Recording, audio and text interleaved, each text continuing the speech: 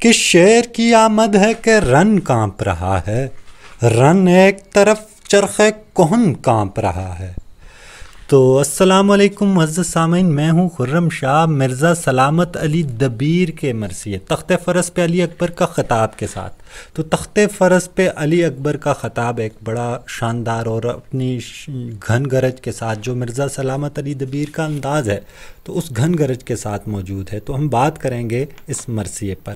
تو سامعین، مرزا سلامت علی دبیر کا جو مرثیہ نگاری ہے وہ اس میں گھن گرج اور آب و تاب اور زبان و بیان کی جو خوبصورتی ہے اس کو عمل دخل ہے زیادہ۔ تو مرزا سلامت علی دبیر ہوں یا میر انیس ہوں، تو مرثیہ نگاری میں ان دونوں کا کوئی ثانی نہیں ہے۔ تو بڑھتے ہیں تخت فرس پہ علی اکبر کا خطاب کی جانب۔ تو دو باتیں ہم اب جان چکے ہیں، در مراد مرثیہ ویڈیو لیکچر میں بات کر چکے ہیں، ایک کہ مرثیہ نگاری کیا ہے، اور مرثیہ نگاری میں یعنی مسدس کی حیت میں لکھنا رواج ہے مرثیے کو۔ ویسے مرثیہ ایسی نظم ہوتی ہے موضوع کے اعتبار سے جو کسی بھی مرنے والے پر لکھی جاتی ہے، لیکن اب کربلا کو یعنی اس نظم میں مرثیہ کی حیت میں مسدس کی حیت میں پیش کرنے کا رواج ہے۔ تو آغاز کرتے ہیں تخت فرس پہ علی اکبر کا خطاب۔ تو تخت فرس سے مراد فرس گھوڑے کو کہا جاتا ہے۔ تو تخت فرس گھوڑے کی پیٹھ پر حضرت علی اکبر بیٹھے ہوئے ہیں اور اس سے خطاب کر رہے ہیں اپنے لوگوں سے۔ تو حضرت حسین کے بڑے بیٹے ہیں حضرت علی اکبر رحمۃ اللہ علیہ۔ شہزادے نے جلوہ جو کیا دامن زیں پر، پھر زین نے آوازہ کسا مہر مبیں پر، مرکب نے قدم فخر سے رکھا نہ زمیں پر، سرعت سے کہا فرش بچھا عرش بری پر، پلکوں سے لیا پنجے میں شہباز قضا کو، بغلوں کے شکنجے میں کیا قید ہوا کو۔ تو یہ پہلا بند تھا، اس سے اس کا ردھم اور اس کی شان اندازہ ہو رہا ہوگا آپ کو۔ تو پہلے بند میں یہ وہ مقام ہے کہ جہاں پر کربلا والے نکل چکے ہیں اور اپنے گھوڑے کی پیٹھ پر وہ بیٹھ کر وہ خطاب کر رہے ہیں اپنے لوگوں سے۔ تو وہ کربلا کے لوگوں میں وہ سارے حضرت حسین، ان کے گھر والے، ان کے کنبہ والے، حضرت عباس، حضرت علی اکبر موجود تھے۔ تو شہزادے نے جب جلوہ کیا اپنا دامن زی پر، جب اپنے گھوڑے کی زین کے اوپر، کاٹھی کے اوپر جب بیٹھے، یہ سوار ہوئے، تو اس گھوڑے کی کاٹھی نے مہر مبیں کھلے سورج پر آوازہ کسا۔ مہر مبیں کھلا سورج، کیا آوازہ کسا؟ یعنی ایک انداز ہے، یہ اسٹائل آف سپیچ ہے کہ دیکھو میں آج تم سے شان میں بڑا ہوں، کہ یا اے سورج تم شان میں بڑے ہو، کہ میرے اوپر کون سوار ہو رہا ہے، کون سی ہستی۔ مرکب نے قدم فخر سے رکھا نہ زمین پر، جو سواری تھی، جو گھوڑا تھا، اس نے فخر کے مارے زمین پر قدم ہی نہ رکھا جب حضرت علی اکبر اس پر سوار ہوئے۔ سرعت سے کہا فرش بچھا عرش بری پر، تیزی سے اس نے کیا کہا کہ میرے لیے تو عرش بری پر فرش ہونا چاہیے، کیونکہ آج میرے اوپر ہے کسی شاندار ہستی سوار ہے۔ تو صنعت حسن تعلیل کا استعمال ہے، جس پر ہم پچھلے لیکچر میں بات کر چکے ہیں کہ بات کی وہ وجہ بیان کی جاتی ہے جو اس کی اصلی وجہ نہیں ہوتی، لیکن وہی خوبصورتی اور حسن میں اضافہ کرتی ہے۔ تو سرعت سے کہا فرش بچھا عرش بری پر، پلکوں سے لیا پنجے میں شہباز قضا کو، بغلوں کے شکنجے میں کیا قید ہوا کو۔ اب یہاں ایک شعر ایسا ہے جس پر رک کر کئی یعنی منٹ اور گھنٹے بات کی جا سکتی ہے۔ تو پلکوں سے لیا پنجے میں شہباز قضا کو، موت کے شاہین یا شہباز کو اپنی پلکوں سے اس گھوڑے نے قید کر لیا، یعنی موت کو قید کر لیا گھوڑے نے اپنی پلکوں سے، اور بغلوں کے شکنجے میں کیا قید ہوا کو، اور اپنے بغلوں کے شکنجے میں ہوا کو قید کرنا۔ تو پروں میں ہوا بھرنا یا بغلوں میں ہوا بھرنے سے مراد ہے اڑان بھرنا۔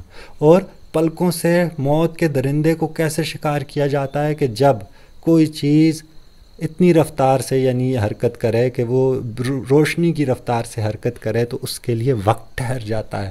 وقت ٹھہر جاتا ہے تو چیزیں گویا رک گئی ہیں، ٹک گئی ہیں، پلکیں ٹھہر گئی ہیں، اور جب وقت رک گیا تو موت کو بھی قیدی بنا لیا گیا، گویا موت بھی قیدی ہو گئی ہے۔ تو گھوڑے کو نے جب فخر کیا حضرت علی اکبر کے سوار ہونے سے تو اس نے ایسی چھلانگ ماری کہ گویا وہ سپیڈ آف لائٹ سے جو ہے وہ سفر کرنے لگ گیا، اور ہر چیز اس کے لیے رک گئی۔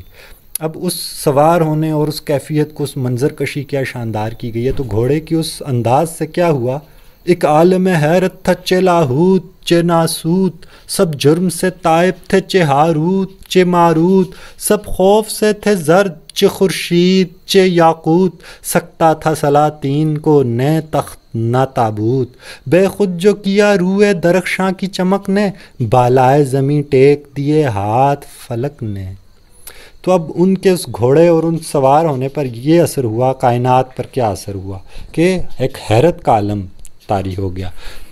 کیا فارسی میں کہتے ہیں کہ کیا لاہوت اور کیا ناسوت۔ لاہوت سے مراد آسمان، اوپر کی دنیا، فرشتوں کا جہان، اور ناسوت سے مراد ہماری دنیا، کہ کیا ہماری دنیا اور کیا آسمانی دنیا۔ ایک عالم حیرت میں سب پر طاری ہو گئی تھی، اور سب توبہ ہو کر گئے تھے کہ چے ہاروت چے ماروت۔ تو ہاروت ماروت کی ایک تلمی ہے، قرآن میں بھی اس واقعے کی طرف اشارہ ہے۔ تو وہ کچھ جادو ٹونے کا ان کا سلسلہ تھا، جس کی وجہ سے انہیں چاہے بابل میں سزا کے طور پر تو گویا وہ بھی توبہ پر مائل ہو گئے تھے، یعنی شدید ترین جو گناہ کرنے والے ہیں، تو انہوں نے بھی اس حضرت علی اکبر کے گھوڑے کی شان دیکھ کر، حضرت علی اکبر کی شان دیکھ کر، تو صنعت حسن تعلیل ہے۔ سب خوف سے تھے زرد چے خورشید چے یاقوت۔ اب کیا یاقوت کا پتھر ہو یا سورج ہو، خوف کے مارے زرد ہو گئے، روب طاری ہو گیا حضرت علی اکبر کا۔ تو اب یہ صنعت حسن تعلیل ہے، ان کا رنگ ہی زرد ہوتا ہے۔ تو چیزیں بڑی خوبصورتی سے ملانے کی کوشش کی گئی ہے۔ سکتا تھا سلاطین کو نہ تخت نہ تابوت۔ تو کوئی بادشاہ کا تخت ہو یا ایک کفن ہو تو سکتہ طاری ہو گیا، یعنی کوئی تخت نہ رہا، کسی کو نہ تخت کا ہوش رہا، نہ اپنی موت کا یا تابوت کا ہوش رہا۔ بے خود جو کیا روئے درخشاں کی چمک نے، بالائے زمیں ٹیک دیے ہاتھ فلک نے۔ تو روئے درخشاں، ان کا جو روشن چہرہ تھا، اس کی چمک نے بے خود کر دیا کس کو؟ فلک کو، آسمان کو، کہ اس نے اپنے ہاتھ زمین پر ٹیک دیے۔ گویا اس نے بھی ان کے آگے تعظیم کی، ان کی، حضرت علی اکبر کی۔ تو یہ ایک آغاز ہے مرثیے کا، اور اس میں حسن تعلیل کا ہے، یعنی بات کو بڑھا چڑھا کر بیان کیا گیا ہے۔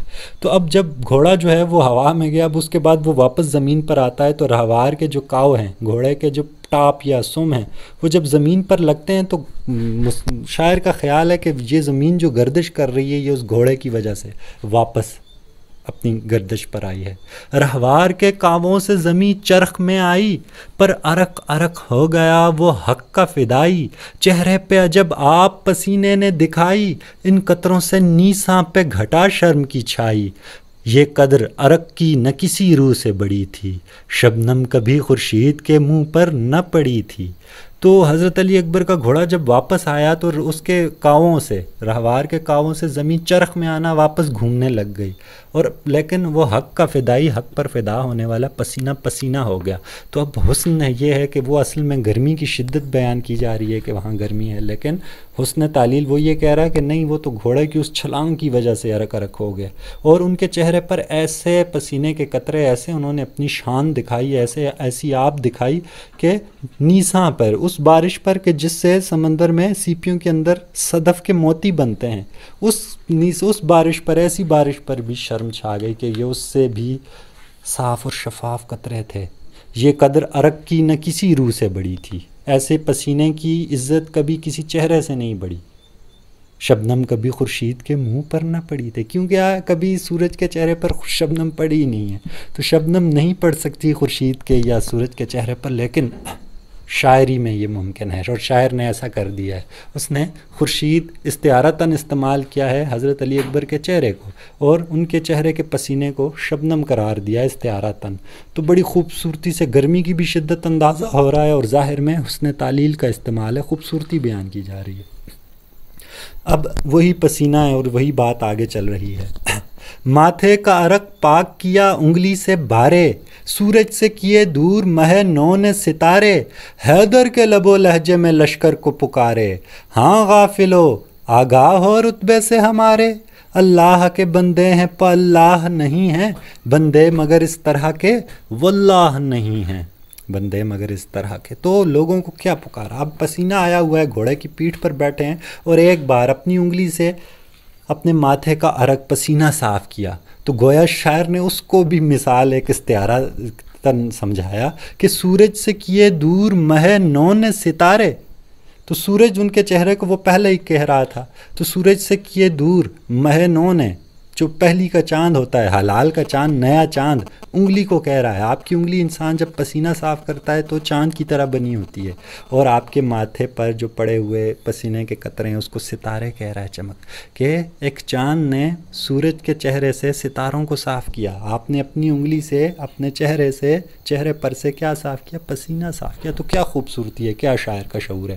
حیدر کے لب و لہجے میں حضرت علی کرم اللہ وجہ جیسے انداز میں بولے کہ غافل لوگوں، کیا ہمیں جانتے ہو، پہچانتے ہو ہم کون ہیں؟ اللہ کے بندے ہیں ہم، کوئی خدا نہیں ہے، خدائی کا دعویٰ کرنے والے لوگ نہیں ہیں، کوئی نمرود اور فرعون نہیں ہے، کوئی ظالم یزید نہیں ہے. ہم بندے مگر اس طرح کے واللہ نہیں، کہ بخدا خدا جانتا ہے، خدا کی قسم ہم ایسے لوگ نہیں ہیں کہ جو غرور اور تکبر کو سامنے رکھیں، یا دولت کو اور شہنشائیت کو اور تخت کو جو ہے اس سے مروب ہو جائیں. ہم کیسے لوگ ہیں؟ تعارف آگے کروایا جاتا ہے. تن پر رہے معبود میں ہم سر نہیں رکھتے، ہم سر کے کٹا دینے میں ہم سر نہیں رکھتے، جز دستے گدا اور کہیں زر نہیں رکھتے، تکیہ کرم حق پہ ہے بستر نہیں رکھتے، یہ ان پہ کھلا ہے کہ جو خاصان خدا ہیں، ہر بندے کے ہم بند کشا عقد کشا ہیں. ہم وہ لوگ ہیں جو اللہ کے راستے میں جب نکلتے ہیں تو سر سمجھتے ہی نہیں ہیں کہ ہمارے سر پر ہیں، گویا سروں پر کفن باندھ کر تیار رہتے ہیں اللہ کی راہ میں. ہم سر کے کٹا دینے میں ہم سر نہیں رکھتے. تو ہم سر کے کٹا دینے میں ایک ہے کہ ہم اپنا سر کٹانے میں ہم سر یعنی ثانی نہیں رکھتے. تو الفاظ کا کیا خوبصورت استعمال ہے کہ سر، ہم سر اور ہم سر. تو صنعت کون سی صنعت استعمال ہو رہی ہے؟ تجنیز کا بڑا خوبصورت استعمال ہے. تو تن پر رہے معبود میں ہم سر نہیں رکھتے، ہم سر کے کٹا دینے میں ہم سر نہیں رکھتے، جز دست گدا اور کہیں زر نہیں رکھتے. کوئی تجوری نہیں، کوئی بینک اکاؤنٹ نہیں ہے جہاں مال و دولت رکھتے ہوں. جب مال و دولت رکھنا ہو تو صرف مانگنے والے کے ہاتھ پر رکھتے ہیں. تو مانگنے والے کے ہاتھ کے سوا کہیں زر نہیں رکھتے، جز سوا تکیہ کرم حق پہ ہے بستر نہیں رکھتے. اور تکیہ اور بستر کا خوبصورت استعمال دیکھیں. اب یہاں تکیہ سے مراد جو ہے وہ بھروسہ کرنا، انحصار کرنا، تو دوسرے بستر سے مراد واقعی اصلی بوریا بستر ہے، سامان. تو وہ کہتے ہیں ہمیں اللہ کے حق کے کرم پر جو ہے ہمارا اعتماد اور انحصار ہے، اس لیے ہم سامان راہ لے کر نہیں چلتے، ہمیں اللہ کی امید ہے.